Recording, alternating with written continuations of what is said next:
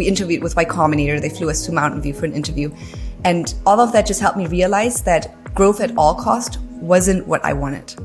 And I must say there were many moments though. I was living in New York at that time, and I go to tech conferences and people would like size me up and be like, what project are you working on? Like, how many employees do you have? How much capital have you raised? And then when they didn't hear the answers that they wanted, because I hadn't raised and I didn't have employees at that time, they'd find a way to sometimes politely and not so politely exit the conversation, because clearly it wasn't important enough to talk to them. Definitely that hurt my ego at that time.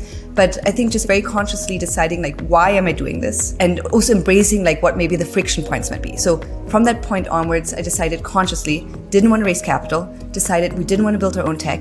We wanted to leverage existing technology, and we wanted to monetize early, right? So yes, so maybe some people don't want to talk to me at a tech event, but are these the people I want to talk to, right? Like, and also I was self-conscious at that time because there were so many other companies, and some of them female founded, that were doing similar things, that were in the press, that had raised yet another round and yet another round, yet another round. I'm like, is this path really right for me?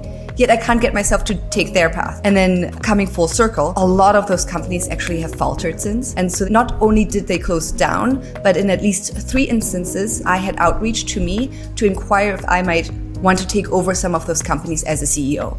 And obviously not always is that the outcome, and not always will you be quote unquote proven right with your path. But even if you never get proven right, is this the path that you could, at the end of the day, can you look in the mirror and be proud of what you did? Even if you quote unquote on paper failed, will you still be happy that you took that path? Or if you did succeed in your path, will you hate what you did? Will you need years of therapy to get over what you did?